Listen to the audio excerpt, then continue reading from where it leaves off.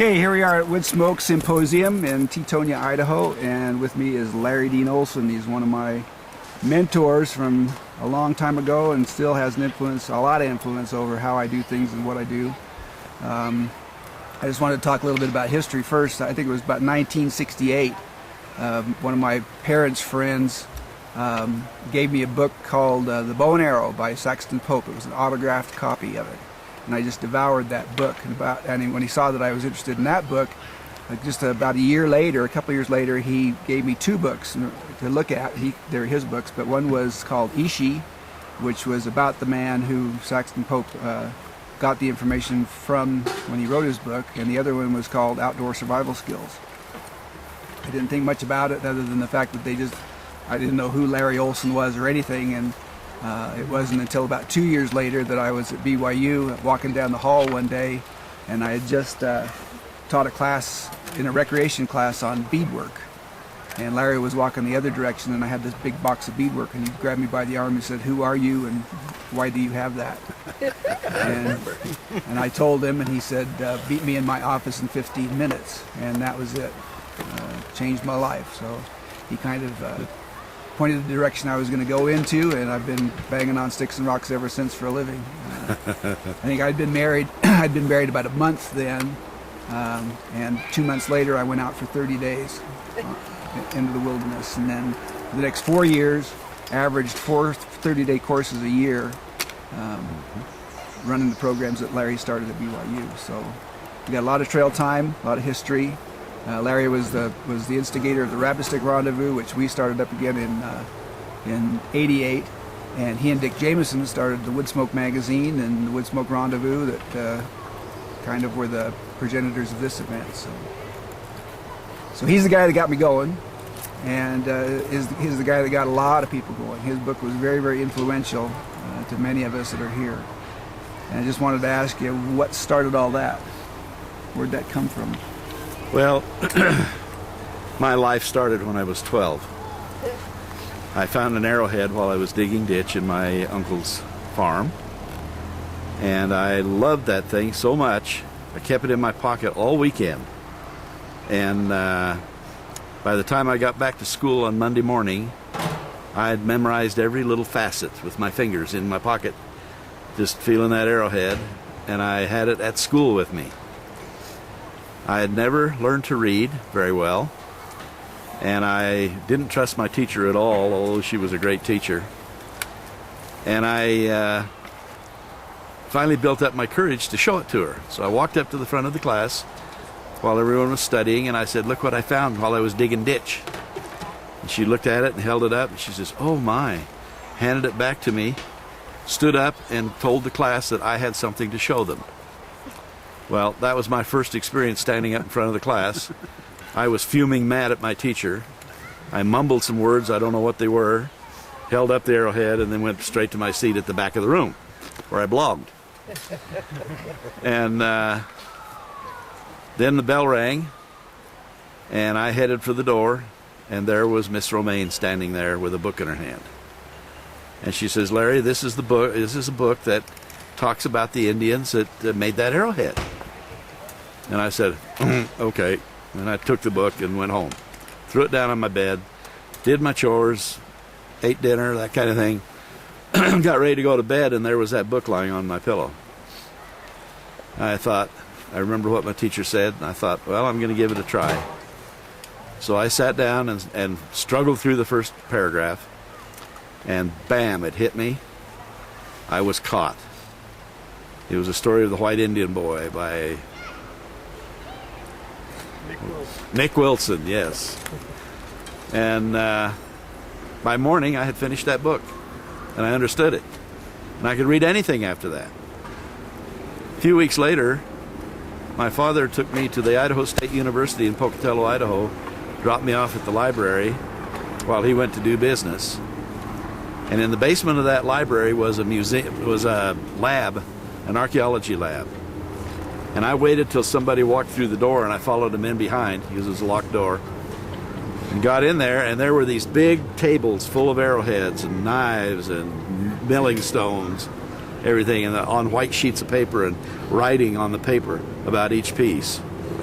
And I just devoured that. And that got me started. I met some of those professors. Dr. Liljeblad taught me a little bit about the Paiute Indians, and I became Paiute right then. And I remained Paiute until I was 40, and I read a statement that said they only lived to be 30. So I had to back away from that a little bit. But I had learned to read, and I could read anything. I asked him, where's the best book that I can get on the Indians that live in my area along the Snake River in southern Idaho? And he pointed me to a place in the library. He sent me there, and he says, you'll find a book there. And I did. It was a Bureau of Ethnology Bulletin publication, Basin Plateau Aboriginal Socio-Political Groups by Stewart. That was one of the first papers you ever gave me. Yeah. It was a chapter out of that. Yeah. And here this non-reader started reading. I stole the book, by the way. I was only 12, and I couldn't get it from the college. And so I took it home, and I studied it. I practically memorized it. And that shaped my personality and everything I was doing. I was Paiute, and that's all there was to it. Well, I wanted to go out and not just find the arrowheads, but I wanted to learn how to make them. I wanted to learn how to haft them. I wanted to make the arrow. I wanted to make the bow. I wanted to go do on the hunt and live like they did. And that's how I learned. There wasn't anyone there to teach me.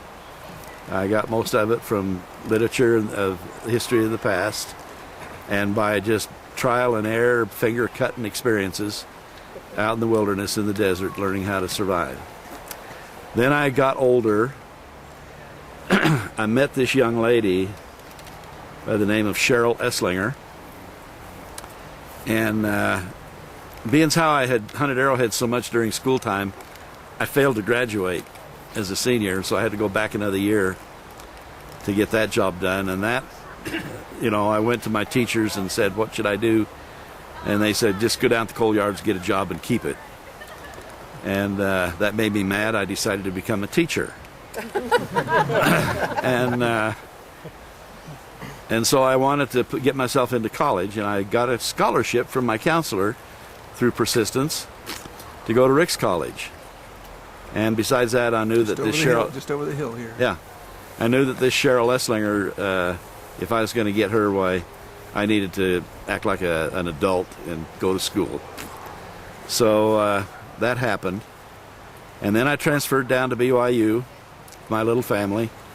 And I was walking across campus one day wondering where our next meal would come from. Yeah, but you couldn't have been too much of an adult. I've seen pictures of you living in a teepee out in the sand dunes while you were going to school at Rick's. Yeah, we did. Okay. It wasn't like they moved into an apartment.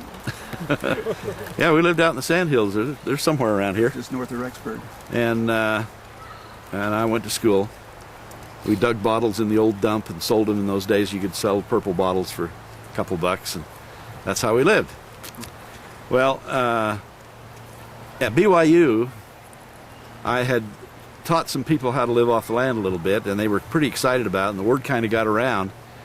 And I thought, I ought to start a course. So I developed a little evening course with a expedition attached to it for a weekend, a Friday and a Saturday. And I advertised it by just nailing posters on telephone poles around the town. And I got a scout group that got interested, and they paid me $40 to take them out. And I showed them all these things, and that gave me courage. So I wrote up an outline for a whole semester. I presented it to the youth leadership department at BYU. Thane Packer looked at it and said, go to special courses. If they'll sponsor it, if they'll conduct it, we'll sponsor it. And that's where it started. I started an evening course at BYU, non-credit, and supposed to have 30 students in there in order for it to carry. When it was time to start at 7 o'clock, there were only 17 people in there. But by 7:20 or so, there were 72 people in there. They split it into two classes, and I was off and running, making twice as much as I was ever made flipping hamburgers at Deseret Towers Cafeteria. And this was 1965 or 6, right in there. So that started it. Next thing I know, professors were bringing their sons and taking the class. And it grew so fast that Thane Packer yanked me into the youth leadership department as an instructor official title instructor, and my wages went up to a salary, and I taught there for nearly 10 years. Developed programs for youth leadership, outdoor survival. The youth leadership 480 class came out of that. That was the 30-day course that we ran. Yeah, the 30-day course, and helping people get back into school and off probation and that kind of thing.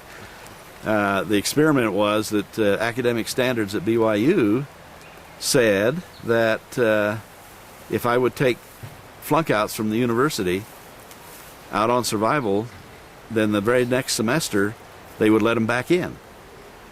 Up until that time, they had to wait 2 years or go to another university for 2 years, raise their GPA, and then come back and apply to BYU. It was interesting, he said, because they turned those courses over to whippersnappers like us. I mean, I was Yeah. 23. I'd go out for 30 days with a group of 40 students. I wouldn't see another soul Yeah. for 30 days. Yeah. But the thing that happened was that people came back from those and went back to their academic pursuits and did very well. In fact, it was overwhelmingly successful. And the rehabilitation angle of it was just coming into vogue with Outward Bound, doing the mountaineering courses. And so I latched onto that and used it as a kind of a primer to convince some of the administration that we needed to do this. And it grew into a full-fledged university program. Well, then I left to pursue some personal interests in the kinds of things I wanted to do and the philosophy that I felt should be done with these programs. And I moved to Montana and started a homesteading school. And you were up there, and that's where you started Woodsmoke, the magazine? Yep. Started the magazine, Woodsmoke, and had a great time. But economically, we starved to death. So I got a contract from the state of Utah to run a program back in Utah, and went back to do that. Took about 3 years to complete that project, and it was fairly successful. I say fairly successful. It wasn't nearly as successful as the programs we've been running at BYU. I've analyzed the why of that. At that time, the group of boys that they gave us were hardcore delinquent kids. And so the success rate wasn't quite as high, but it was higher than anything else in the nation. And that got a lot of interest, spent a lot of time on TV and talk shows and that kind of thing all over the country. And in the meantime, I had written the book Outdoor Survival Skills. It became wildly successful. And in 1972 or 3, I left BYU and had moved to Montana. Well, I want to tell a story. That just before you left, we did a trip. I think it was in January. We went out for a week, no blankets, and it was interesting because my wife had never been in a car with Larry before, and Larry drives like this, talking to you in the back seat while he's driving down the road. And we stopped and set up a camp. We built this huge juniper wickiup, I remember.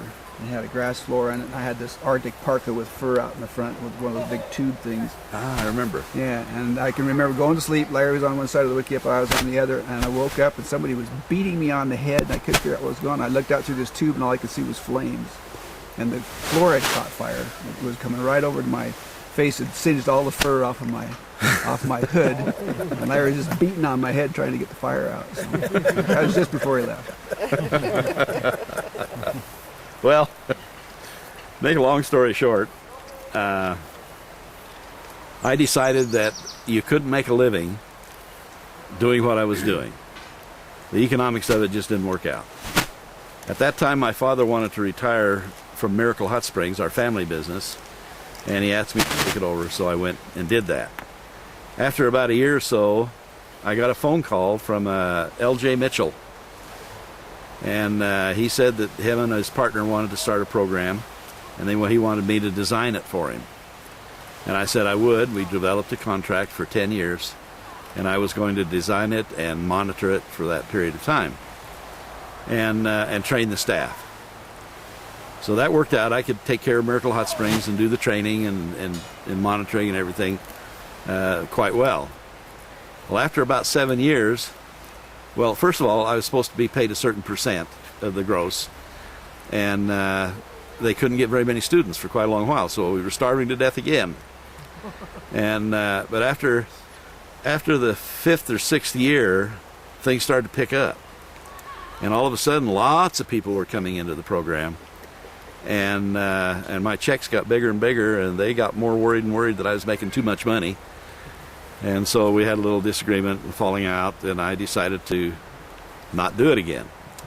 But the spark would not leave, and I enjoyed the hot spring work, but somehow people would not leave me alone about the survival. And so I teach little short courses, kind of stay in it. But I wanted, my heart wanted to just try it one more time and make it successful. So I designed the Anasazi Foundation program. I took it to Zeke Sanchez, my partner, my earlier partner, and talked him into leaving a cushy job and joined me in the deserts of southern Arizona. And there we started the Anasazi Foundation, and that history has written itself. It's been wildly successful, still is to this day, and though I've retired from it, my heart is really there with that group of people. That model right now is probably the most common model used for the Western style of wilderness rehabilitation programs. So. Yeah. So that's my story. I retired and got away from it for a while, but then other people decided they needed to control our lives for a while, and so our church called us on a mission. My wife and I went and lived 2 years in Burma, one of the most repressed countries in the earth, and there we learned some great lessons about what it's like to be living in a prison country.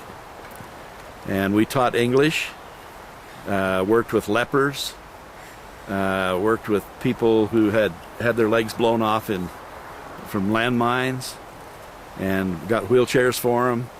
We helped drill wells for clean water in the villages, and half a dozen other things. Mainly we taught English, and just got to know the spirit of the people there. And now that we're back home, we've been working with about 40 Burmese families right here in Idaho who have come over as refugees, escapees from that country. And they ended up in our valley for some reason, and we've been teaching English to them. And that catches us up to the present. There we go. I think Larry needs to be recognized mostly for the fact that his programs have directly affected the lives of thousands of people, mostly kids in trouble that have had an opportunity to either mend their ways or correct their ways to become better contributing parts of our society. But even bigger than that, this book that you put out, I mean, it's touched millions of people. And the fact that it's opened people's eyes to the fact that primitive skills are something that we can learn, and it could be a hobby or it could be a pursuit that have changed lots of people's attitudes about how we live on this earth. Can I say something about that? Sure. My father told me when I was 16 years old that I was on my own from now on. He gave me $50 and said that was it. From now on, if I needed to buy a new shirt or shoes, it was up to me. I was arrowhead chipping like a madman. That's about all I could think of. I had flint chips in my bloodstream. You know what I mean? You know what I mean? You flint knappers? It just controls you almost. I had to get a better chip each time. Well, my dad watched me do that for quite a while, and one day he pulled me aside and he says, "Larry, you got to start thinking about a career. You can't make a living chipping arrowheads." And I looked at him and I said, "Oh yeah?" I think that was part of the motivation. I don't know. But I can honestly say that if it hadn't been for that black arrowhead I found in that ditch on my uncle's farm, I may never have gone this direction I went. It shaped my life. And but I fear also that it could also cripple my life if I allowed it to take me away from other things that are equally, if not more important. Family, church, being of service to other people, being sensitive to the world we live in. And so we got to keep a balance in everything we do. But by golly, don't give up on some of those little things that somebody tells you can't do. For me, that was a challenge. And I learned to chip arrowheads well, and I sold lots of them. And it started a career for me. And I told my father that just a couple of years before he died. I was well into it, and he told me that I was right. He says, "You're right, Larry. You made it work." Your life's influenced a lot of our lives, and we appreciate you coming out tonight and spending some time with us. Thanks you. a lot.